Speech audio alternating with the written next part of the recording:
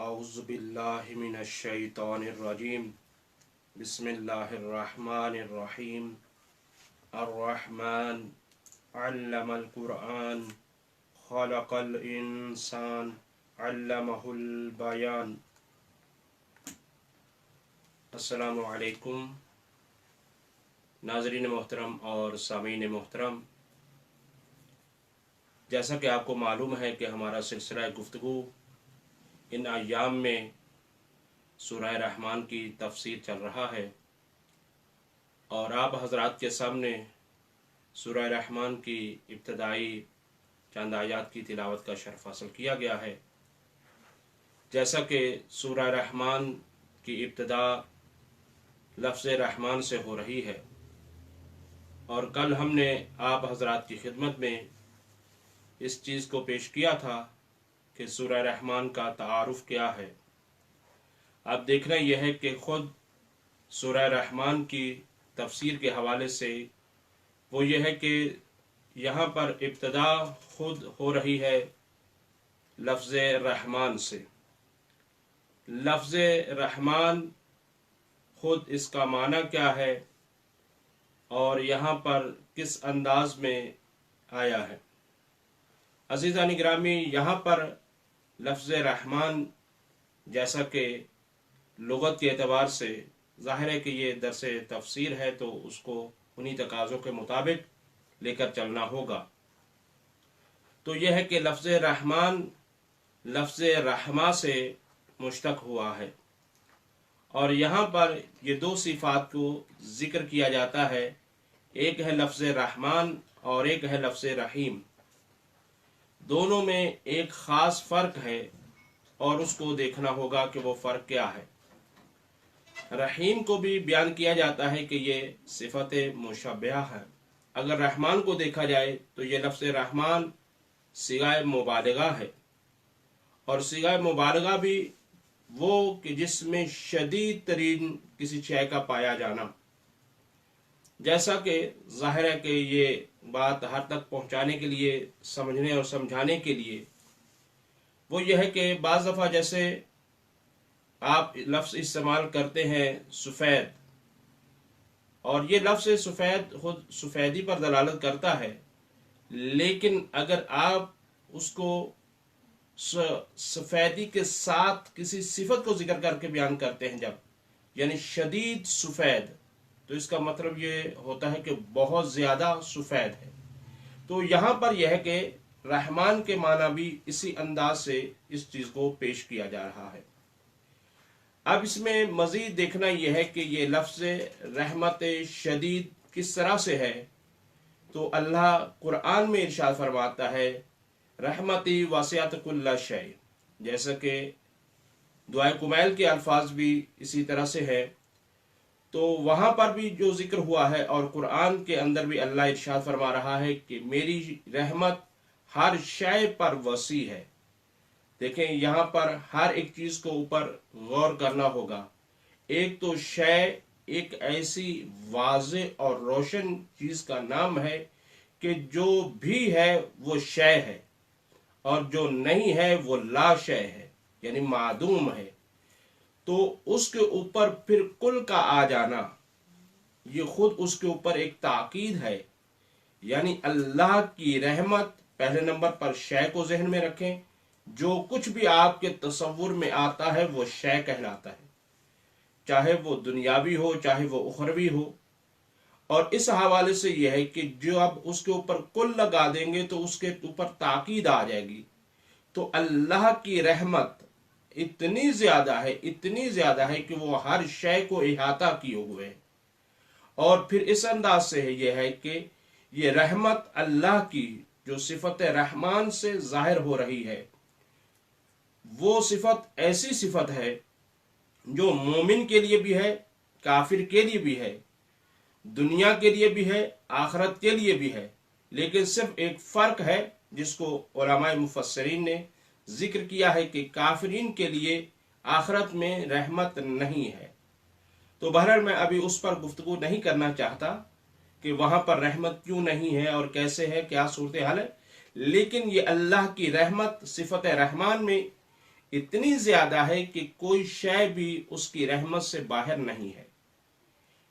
اب جو کچھ بھی ہے وہ اسی رحمت کے اندر موجود ہے، جیسے کائنات کے اندر جو کچھ بھی ہے وہ کائنات میں ہے، اور اللہ کی رحمت پوری کائنات کو احاطہ کیے ہوئے ہے۔ تو اب اللہ کی رحمت میں ہر کوئی موجود ہے، مگر یہ کہ وہ اپنے آپ کو اللہ کی رحمت سے خود نکال دے۔ تو یہ ہے عزیزان گرامی اس حوالے سے۔ اور اللہ کی رحمت کا اظہار کیسے ہوتا ہے؟ اللہ کی رحمت کا اظہار نعمت کے ذریعے سے ہوتا ہے۔ اللہ نے ہر ذات کو، ہر شے کو نعمت دی ہے، اور نعمت دے کر اپنی رحمت کا اظہار فرمایا ہے۔ تو عزیزان محترم، بس اس سے یہ پتہ چلا کہ اللہ رحمان ہے تمام مخلوق کے لیے، اور رحیم ہے مومنین کے لیے قیامت۔ دنیا میں بھی ہے لیکن قیامت میں اللہ رحیم ہے فقط مومنین کے لیے۔ تو بہرحال اس کے بعد یہ دیکھنا ہوگا کہ یہ لفظ رحمان جو سورہ رحمان کی ابتدائی اور مکمل آیت ہے عزیزان گرامی، یعنی آپ دیکھیں اس کے اوپر غور کریں، ابھی آپ کے سامنے اگر قرآن ہو آپ دیکھیں کہ یہ فقط لفظ الرحمن یہ مکمل پوری آیت ہے۔ سبحان اللہ۔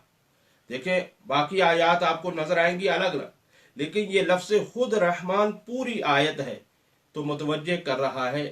آیت کا معنی تفسیر سے نہیں ذکر ہو سکتا، آیت علامت یعنی نشانی۔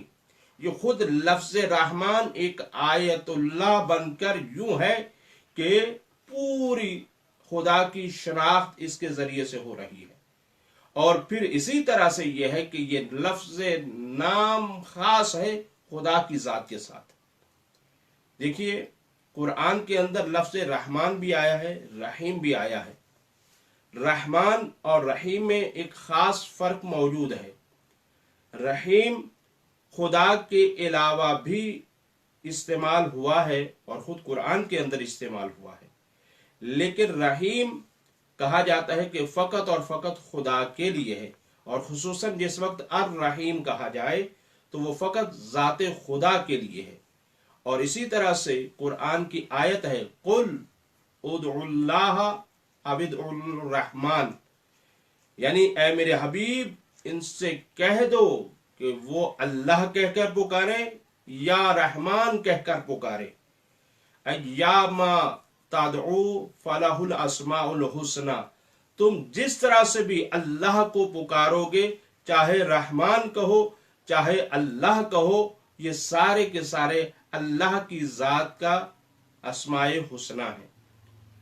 تو عزیزان گرامی یہ اندازہ ہوا کہ خود لفظ رحمان کتنا عظیم لفظ ہے، کہ دیکھیے خدا کی ذات قادر بھی ہے، خالق بھی ہے، رازق بھی ہے، علیم بھی ہے، لیکن اللہ کے ان کسی ناموں میں سے کوئی ایسا نام میرے علم میں نہیں آیا کہ اگر اللہ کے نام پر رکھ دیا جائے تو اس کی پوری ترجمانی وہ کر سکے۔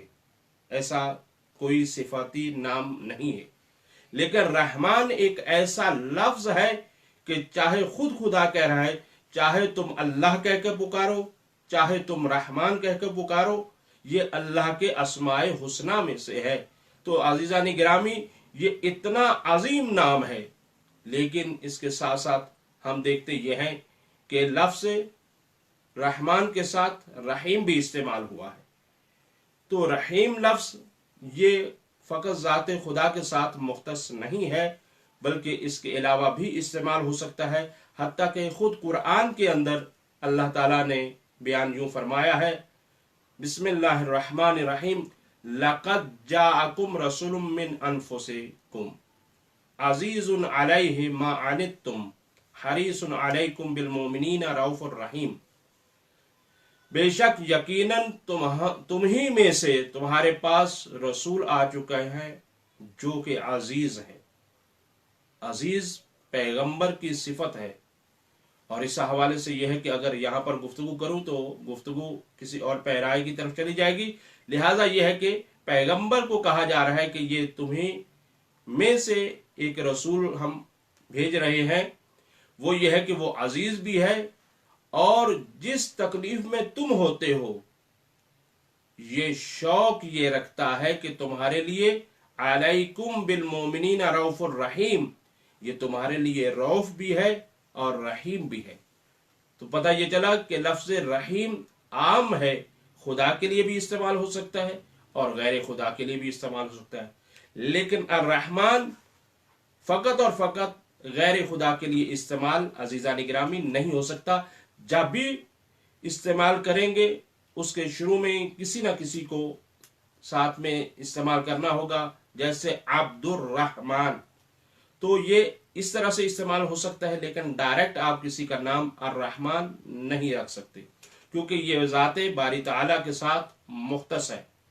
تو عزیزان گرامی یہاں پر خود اگر دیکھا جائے تو لفظ رحمان خدا کا وہ نام ہے جو تمام تر رحمت کو اپنے احاطے میں لیے ہوئے ہے، اور ایسا عظیم نام ہے کہ جو قائم مقام اللہ ہے اس کی جگہ پر رکھا جا سکتا ہے۔ تو اب اس کے بعد آپ دیکھیے سلسلہ گفتگو بہت ہی آج دلچسپ اور بہت ہی عظیم ہونے والا ہے۔ وہ یہ ہے کہ عزیزان گرامی یہاں پر دیکھیے گا الرحمن علم القرآن خلق الانسان علمہ البیان، رحمان ہے، رحمان خود یہاں پر عزیزان گرامی بہت توجہ چاہتا ہوں، وہ یہ ہے کہ یہاں پر الرحمن خود معلم انسان ہے۔ سبحان اللہ، سبحان اللہ، یعنی یہاں پر ٹیچر خدا کی ذات ہے۔ علم القرآن یعنی رحمان ہے جس نے قرآن کی تعلیم دی ہے، اور یہ رحمان دیکھیے یہ قائم مقام میں نے کہا ہے کہ اللہ ہے، کیونکہ علماء مفسرین نے جو اس کو بیان کیا ہے، میں ان تمام ادبی نکات کی طرف نہیں جا سکتا، کیونکہ ظاہر ہے کہ یہ درس عمومی ہے تاکہ ہر ایک تک بات کو پہنچایا جا سکے، ورنہ بیان کیا گیا ہے کہ یہاں پر اصل عبارت یہ ہے، یہ عربی قواعد ہوتے ہیں اس کے تحت، نہ کہ خدا نخواستہ قرآن کے اندر تحریف نہیں ہے، لیکن عربی قواعد ہے وہ بیان کرنا ہے۔ وہ کیا ہے؟ اللہ هو الرحمن، یہ عربی قاعدہ ہے کہ یہاں مبتدا حذف ہو کر اس کی خبر کو لایا جا رہا ہے، کہا جا رہا ہے اللہ هو الرحمن، اللہ وہ رحمان ہے، وہ رحمان کیا ہے؟ علم القرآن، جس نے قرآن کی تعلیم دی۔ اللہ اکبر۔ تو یہاں پر یہ ہے کہ خود معلم اللہ کی ذات ہے۔ لیکن عزیزو میں آپ سے ایک سوال کرنا چاہتا ہوں بالکل سادہ انداز میں، جب آپ کسی سائنس کے ٹیچر کو دیکھتے ہیں کہ وہ درس دے رہا ہے تو آپ کے ذہن میں کیا آتا ہے؟ کہ سائنس سمجھا رہا ہے۔ جب کوئی ریاضی دان کوئی ریاضی کا درس دے رہا ہو تو آپ کی سمجھ میں کیا آتا ہے؟ یعنی ریاضی سمجھا رہا ہے۔ فلسفے کا درس کوئی دے رہا ہو تو کیا سمجھ میں آتا ہے؟ کہ فلسفہ پڑھا رہا ہے۔ یہ ایک قاعدہ ذہنی ہے کہ جو ہم مانتے ہیں کہ جو ٹیچر جس چیز کا ٹیچر ہوگا، جو اس کی صفت ہوگی، جیسے کہا جائے ڈاکٹر صاحب درس دے رہے ہیں تو آپ کے ذہن میں کیا آ رہا ہے؟ میڈیکل کا درس دے رہے ہوں گے۔ انجینئر صاحب درس دے رہے ہیں تو کس چیز کا درس دے رہے ہوں گے؟ انجینئرنگ کا درس دے رہے ہوں گے۔ تو یہ بات سمجھ میں آ رہی کہ جو صفت والا درس دے رہا ہوتا ہے اسی کے متعلق درس دے رہا ہوتا ہے جو اس کا نام یا صفت ہوتی۔ تو اب یہ ہے دیکھنا یہاں پر، یہاں معلم ہے خدا کی ذات، تو اب تعلیم کس چیز کی دے رہا ہوگا؟ تعلیم دینے والا کون ہے؟ الرحمن۔ تو جو الرحمن ہے وہ تعلیم کس چیز کی دے گا؟ جبکہ وہ قادر بھی ہے، وہ رازق بھی ہے، وہ خالق بھی ہے، لیکن یہاں پر جو تعلیم دینے کے لیے جو صفت ظاہر کی ہے، یہ نہیں کہا کہ الخالق علم القرآن یا القادر علم القرآن، نہیں، بلکہ الرحمن علم القرآن۔ تو رحمان قرآن کی تعلیم دینے والا ہے۔ تو جب ذہن میں یہ آتا ہے کہ جو تعلیم دینے والا ہوتا ہے اس کی صفت ظاہر ہو رہی ہوتی ہے، تو پھر عزیزو یہ بات واضح اور روشن ہو گئی کہ اللہ کی ذات جو رحمان ہے، جب وہ تعلیم دے رہی ہے تو وہ درس رحمت دے رہی ہے۔ سبحان اللہ، سبحان۔ یہ مہینہ خود رحمتوں اور برکتوں کا مہینہ ہے، ماہ رمضان، اور اس مہینے کے اندر یہ ہے کہ اسی وجہ سے ہم نے اس موضوع کا انتخاب بھی کیا، تفسیر سورۃ الرحمن فی شہر رمضان، وہ یہی ہے کہ آپ دیکھیں کہ اللہ کی ذات تو ویسے ہی اتنی عظیم ذات ہے کہ وہ رحمان اپنی صفت کے ذریعے سے رحمت کی تعلیم دے رہا ہے، رحمت ہر جگہ پر دے رہا ہے کیونکہ معلم ہے۔ تو عزیزان گرامی، یہ بات واضح اور روشن ہو گئی، اور پھر اس میں خاص طور پر توجہ فرمائیں گے، بحث بعض دفعہ پیچیدہ بھی ہو جاتی ہے، سخت بھی ہو جاتی ہے، لیکن یہ ہے کہ پوری ذمہ داری سے گفتگو کو کرنا ہے۔ تو وہ یہ ہے کہ عزیزو، یہ فقط اس حوالے سے یہ دیکھیں گے، الرحمن علم القرآن خلق الانسان، یہاں پر انسان کو تعلیم قرآن دی جا رہی ہے اور انسان کی خلقت کی بات ہو رہی ہے، تو یہ تعلیم انسان کو دی جا رہی ہے۔ تو یہاں پر عزیزان گرامی ڈائریکٹ استاد خدا ہے اور شاگرد انسان ہے، تو فقط یہ حضرت انسان ہی ایسا ہے کہ جو خدا کا ڈائریکٹ شاگرد ہے، کسی واسطے کے بغیر۔ میں انشاءاللہ تعالی بعد میں تفسیر میں بیان کروں گا کہ اس انسان سے کون مراد ہے، کیسے انسان مراد ہے، تو اس کو میں انشاءاللہ تعالی ذکر کروں گا۔ لیکن ابھی بات یہ ہو رہی ہے کہ فقط انسان بما ہوا انسان، انسان کو اللہ نے تعلیم دی ہے اور ڈائریکٹ تعلیم دی ہے بغیر کسی واسطے کے، اور یہ فقط اور فقط واحد انسان ایک ایسی مخلوق ہے کہ جس کو اللہ نے ڈائریکٹ تعلیم دی ہے، درمیان میں کوئی واسطہ نہیں ہے، کوئی رابطہ نہیں ہے، حتیٰ کہ فرشتوں نے بھی ڈائریکٹ خدا سے تعلیم حاصل نہیں کی ہے۔ اللہ اکبر، غور کیجیے گا، بات میں نے کہا ہے کہ تھوڑی سی سخت ہے، اس کو لینا ہے توجہ سے۔ وہ یہ ہے کہ ڈائریکٹ خدا سے فرشتوں نے بھی تعلیم نہیں لی، بلکہ ان کو بھی رابطہ راستے میں ملا ہے، اور وہ ذوات کیا ہیں کہ جن کے ذریعے سے فرشتوں نے تعلیم حاصل کی ہے۔ تو اسی طرح سے معصوم فرماتے ہیں، امام جعفر صادق علیہ السلام سے روایت ہے، جہاں کہیں بھی سن رہے ہیں ایک دفعہ صلوات پڑھ دے، محمد وآل محمد، اللہم صلی علی محمد وآل محمد وعجل فرج آل محمد۔ فرماتے ہیں کہ دیکھیے، ہم وہ ہستیاں ہیں کہ بنا عرف اللہ، ہم وہ ذاتیں ہیں کہ جس کے ذریعے سے اللہ کی معرفت ہوئی۔ اللہ اکبر، یعنی اللہ کو پہچانوانے والے ہم ہیں۔ وَبِنَا عُبِدَ اللہ، اور ہمارے ہی ذریعے سے انسانوں کی عبادت، یعنی انسانوں نے عبادت کی، کس کی؟ اللہ کی۔ ہمارے ذریعے سے اللہ کی عبادت ہوئی، ہماری ذریعے سے اللہ پہچانا گیا۔ اس کا یہ مطلب نہیں کہ خدا قدرت نہیں رکھتا، نہیں، مخلوق میں یہ طاقت نہیں ہے کہ وہ ڈائریکٹ خدا کو پہچان سکے، مخلوق کے اندر وہ قدرت نہیں ہے کہ اس ذات لامتناہی کو پہچان سکے، کیونکہ یہ بہت یہاں پر یہ مشکل ہے۔ لہذا درمیان میں کوئی ایسی ذات ہونی چاہیے کہ جو اس ذات کو پہچانوا سکے، ورنہ یہ ہے کہ وہ ذات لامحدود ہے، اور ما سوی اللہ جو کچھ بھی ہے وہ محدود ہے۔ تو یہ ممکن ہی نہیں کہ کوئی محدود لامحدود کو پالے، یہ ممکن ہی نہیں کہ نہر سمندر کو اپنے کلیجے میں سمو لے، ممکن ہی نہیں ہے۔ تو یہ پھر کوئی ایسی ذات ہونی چاہیے جو ایک طرف سے اس ذات احدیت کے ساتھ جڑی ہوئی ہو اور ایک طرف اس مخلوق کائنات کے ساتھ جڑی ہوئی ہو۔ تو بہرحال یہ ہے کہ میں عرض کر رہا تھا کہ فرشتوں نے بھی ڈائریکٹ خدا سے تعلیم حاصل نہیں کی ہے، بلکہ معصوم یہ فرماتے ہیں بنا عرف اللہ، ہمارے ذریعے سے اللہ کی معرفت ہوئی، بنا عبد اللہ، ہمارے ذریعے سے اللہ کی عبادت ہوئی، سبحنا فسبحت الملائکۃ، ہم نے تسبیح کی تو ہمیں دیکھ کر فرشتوں نے تسبیح کی۔ سبحان اللہ۔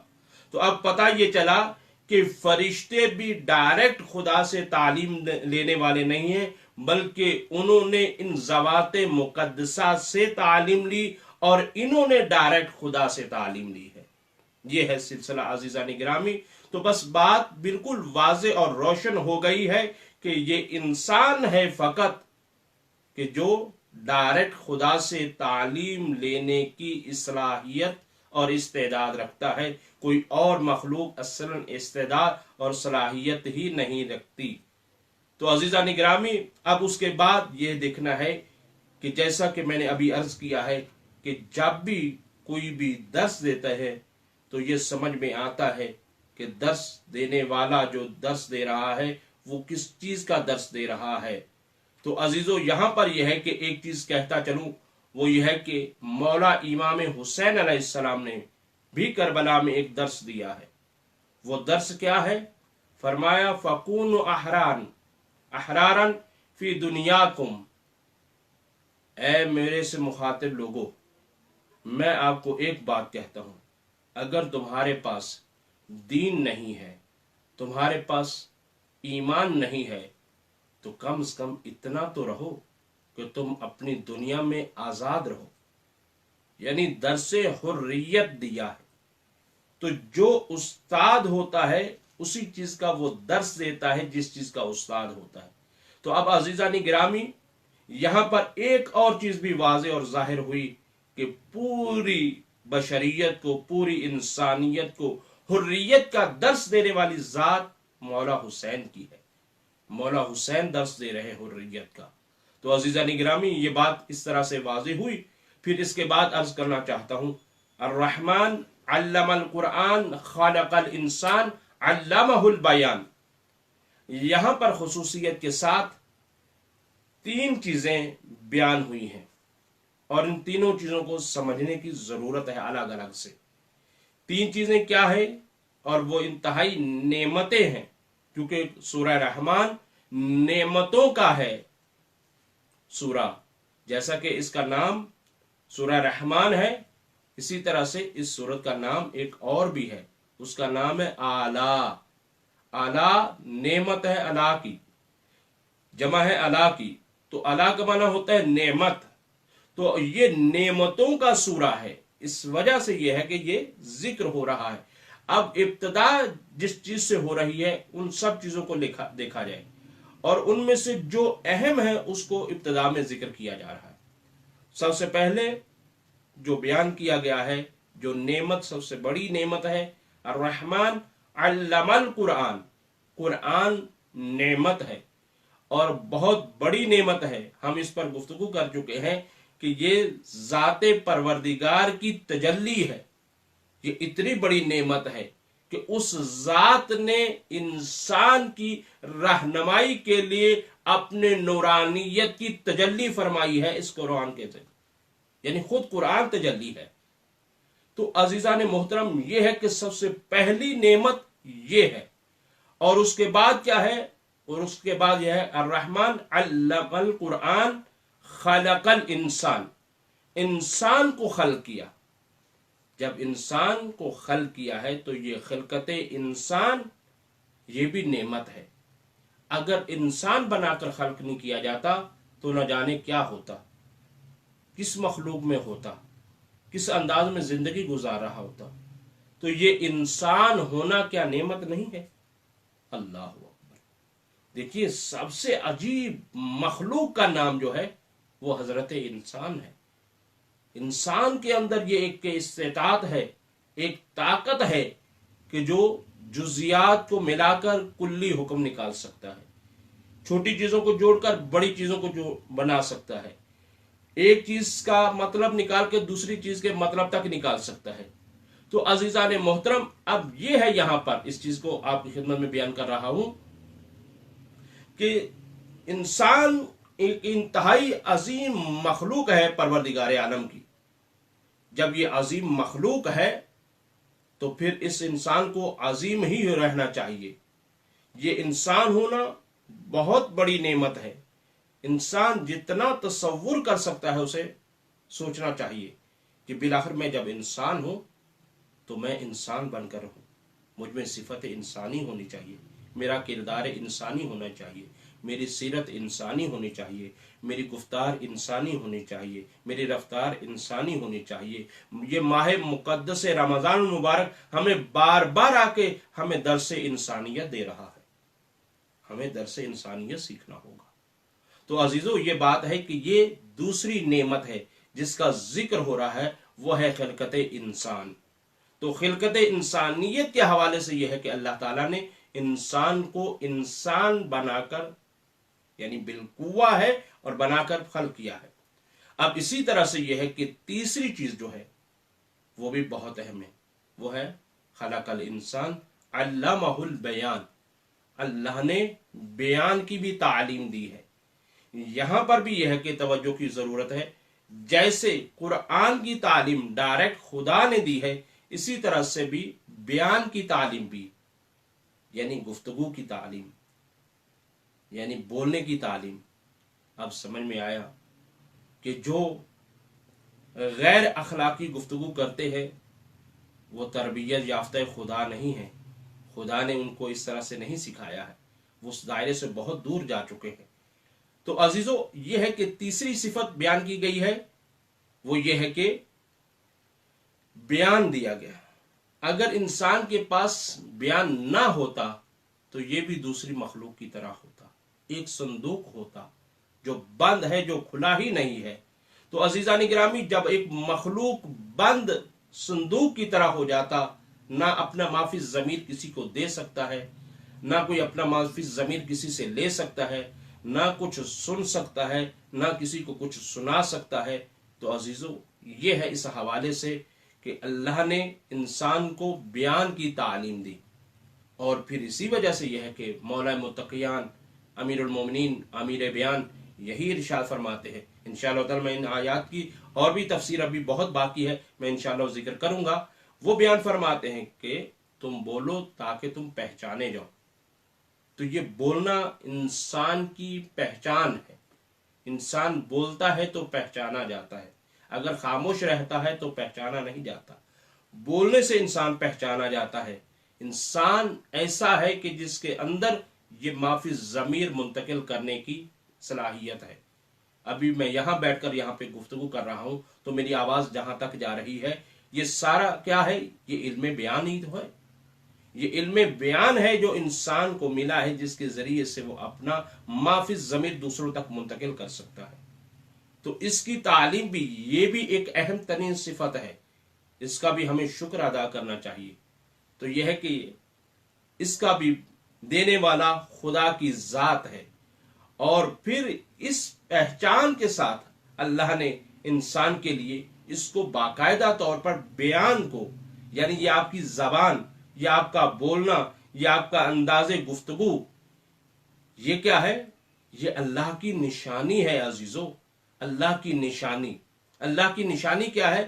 وَمِنْ آیَاتِهِ خَلْقُ السَّمَاوَاتِ وَالْأَرْضِ۔ اللہ کی نشانیوں میں سے نشانی کیا ہے؟ زمین و آسمان کی خلقت۔ زمین و آسمان کی خلقت اللہ کی آیات میں سے ہے۔ وَاخْتِلَافُ أَلْسِنَتِكُمْ وَأَلْوَانِكُمْ، اور تمہاری زبانوں کا مختلف ہونا اور تمہارے رنگوں کا مختلف ہونا، یہ بھی اللہ کی نشانیوں میں سے ہے۔ تو اب عزیزو، سمجھ میں آیا؟ یہ زبان، یہ گفتگو، یہ اللہ کی نشانیوں میں سے ہے۔ یہ تعلیم البیان ہے۔ جب یہ تعلیم البیان ہے تو یہ اور اللہ کی نشانیوں میں سے یہ چیز پائی جاتی ہے، تو پھر یہ تین چیزیں اللہ نے سب سے پہلے ہمارے لیے تعلیم فرمائی ہے، ہمارے لیے رکھی ہیں، ہمیں سمجھایا ہے کہ تم ان تین نعمتوں کو اچھی طرح سے سمجھ لو۔ ایک کیا ہے؟ قرآن، دوسرا خلقت انسان ہے، تیسرا بیان ہے۔ یہ تین نعمتیں ایسی نعمتیں ہیں کہ جن کو اللہ تمام نعمات پر ترجیح دے رہا ہے۔ باقی جتنی نعمتیں ذکر ہو رہی ہیں وہ ساری کی ساری بعد میں ذکر ہو رہی ہیں، اور یہ نعمت ایک ایسی نعمت ہے کہ جو ابتدا میں اللہ ان کا ذکر فرما رہا ہے، اور پھر جب ذکر کر رہا ہے تو اس انداز سے کر رہا ہے کہ اپنی صفت رحمانیت کو لے کر آیا ہے، اپنی صفت رحمانیت کے ذریعے سے سمجھا رہا ہے۔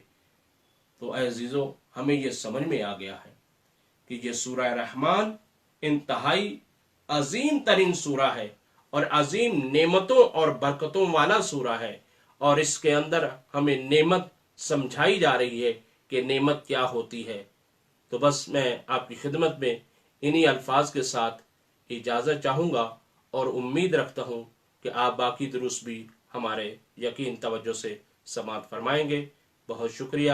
اللہ تعالیٰ سے دعا گو ہوں پروردگار عالم ہم لوگوں کو دین مبین اسلام کو صحیح سمجھنے کی توفیق عطا فرمائے۔ پروردگار عالم ہم لوگوں کو قرآن کو صحیح سمجھنے، پڑھنے اور اس پر عمل کرنے کی توفیق عطا فرمائے۔ اور اللہ تعالیٰ سے ہم دعا گو ہیں پروردگار عالم اس مقدس مہینے میں ہمیں زیادہ سے زیادہ اپنی رحمت برکت عطا فرمائے، اور بالخصوص دعا ہے پروردگار عالم اس مہینے کے اندر جو کوئی بھی جہاں کہیں بھی پریشان حال ہے ان سب کی پریشانی کو دور فرمائے۔ والسلام علیکم ورحمۃ اللہ وبرکاتہ۔